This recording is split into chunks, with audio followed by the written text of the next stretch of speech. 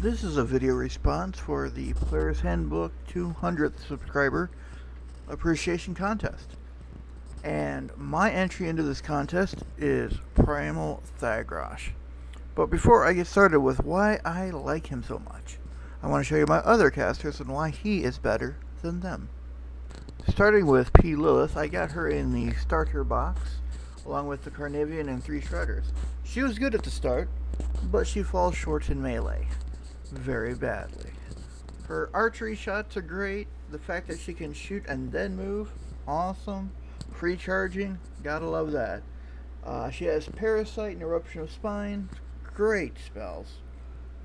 And then there's Bad Blood, who, well, I'm the only Hordes player, so I don't get to use that spell a lot, so I really can't comment.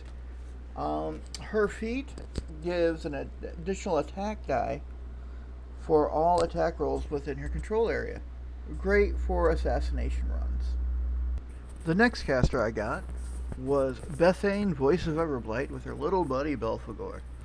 Now, Bethane is definitely a magic squishy caster with an armor of 12 and 14 damage. So you want to keep her behind things or with her buddy Belphegor. Her ability of Flesh Meld allows her, with her powers combined, to combine with Belphegor to become Bethagor. Anyway, Bethane spells go from Ashen Veil and Bloodthorn, which Ashen Veil will protect a unit and give him some defense in melee, and Bloodthorn is great for giving to archers and just spreading the love around. Carnivore helps healer, and Eruption of Spines is a good spell that I learned from Lilith. Gallows, on the other hand, is great to channel through Belphegor if you want to do some smashy. Her feat, on the other hand, goes well with her and nothing else in my army. She's my only real magic character, and it shows. Belphegor, can't leave him out, has a great animus called the Spoiler, which gives him 5-inch AoE cloud effect. Now this is great for shutting down lanes of charge, line of sight, everything. But enough of those two. The reason I made this video was to show you why I love Thagrosh, Prophet of Everblight.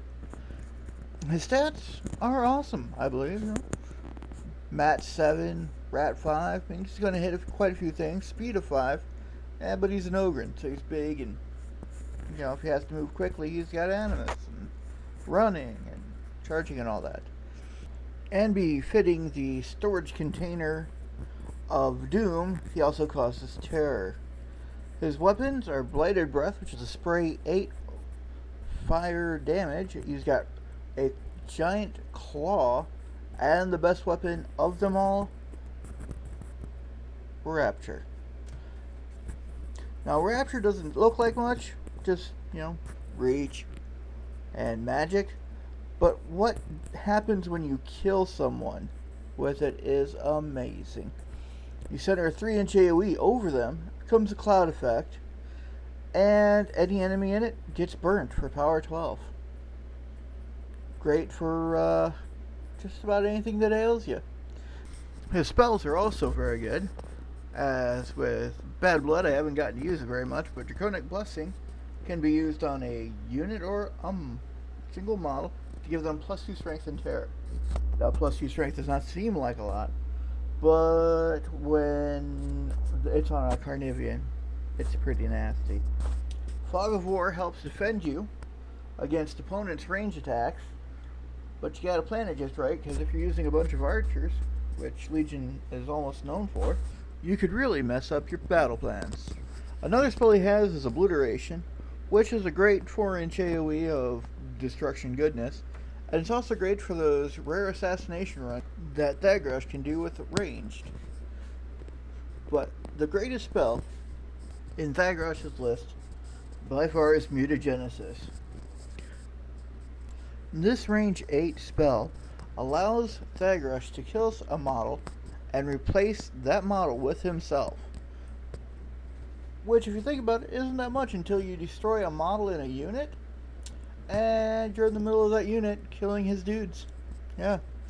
It's great for assassination runs. Say there's that random Gorman to Wolf throwing fog out all over the place, and you have that line of sight to Gorman. Mutagenesis him, you come in and kill the caster. He has that Scarlock sitting next to him. Kill the Scarlock, take his place, and you're next to the caster again. Thagrosh also has some very interesting abilities. He has Death Shroud, which, with his command 9, everybody within that command range suffers -2 strength, which is great for those melee guys who are, looking at Thagrosh going, hey, I'm going to eat you. He has Attuned Spirit to Legion, and once per activation, he can get a free animus of somebody in his battle group.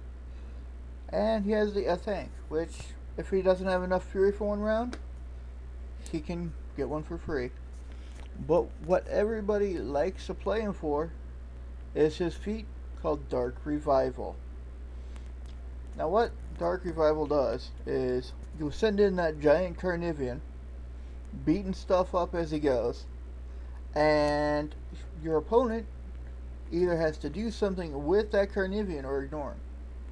And if they ignore him, he's just going to tear up stuff the next round. And if they want to destroy him, it's going to take a lot of their resources to kill that Carnivean, especially if he has spiny growth on himself.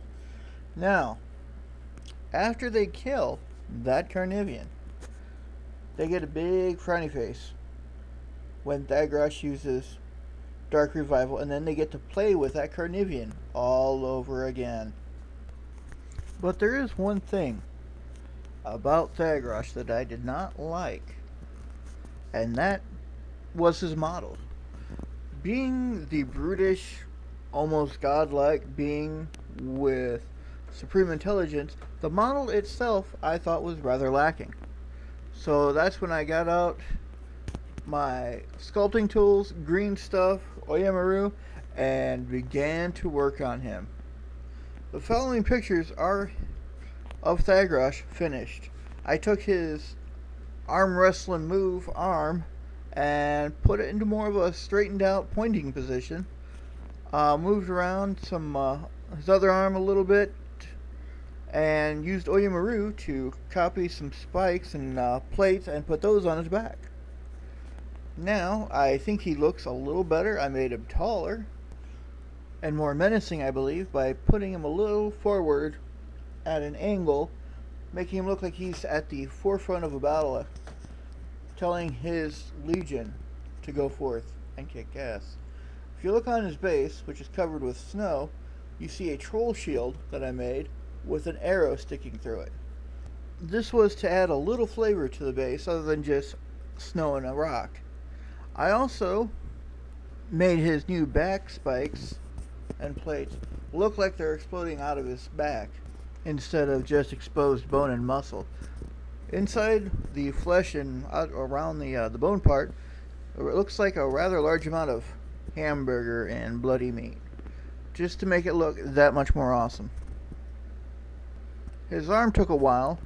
I had to cut it in two places, once off the arm at the elbow and then off the body of Thagrosh itself, which when I straightened it out I realized I had to sculpt an inside of an elbow, and that took all of about 30 minutes to do, with the pinning and the mixing of the putty and sculpting and everything. I think the model looks great now that I'm done with it. The paint job I did, I believe, is top notch. And if you look at the end of his long robe flowing, there's red cloth there, which is to represent Khador and his hatred for it. We have a Khador player, and I always use Thagrosh against him because storyline-wise, Thagrosh hates Khador more than anything because he was once their slave. The fluff at the beginning of the Mark II book regarding the Legion of Everblight has Thagrosh and Everblight speaking to you. The thing that is awesome about it is it uses two different types of text format to show you who is speaking and who is not. And it's a great little, almost golem-like moment from the Lord of the Rings films. What I like about the Player's Handbook is they actually seem to care about their subscribers. For one, they're having this contest. Another one is they have a Facebook out there. If you're not a member of it already, go out there, get on Facebook, become a member. There's a lot of people that talk there. Talk shop, just talk, you know. They seem like a great group of people, just, somebody I'd sit down and have a beer with. They talk, act a lot like everybody who plays War Machine. The people who play War Machine, I believe, are a great group of people who, compared to other games, are not elitist pricks or have the capacity to eat their own. And when I say War Machine, I also mean its little brother Hordes. Both great games. I would suggest anybody to play these games. It's inexpensive. You don't need 150 miniatures to play one game. It doesn't take 3 hours to set up just the terrain. And it doesn't take 4 hours to look through a rule book to find something that's not there. For tabletopgamers.blogspot.com, I'm Shawn, and thank you for listening and watching.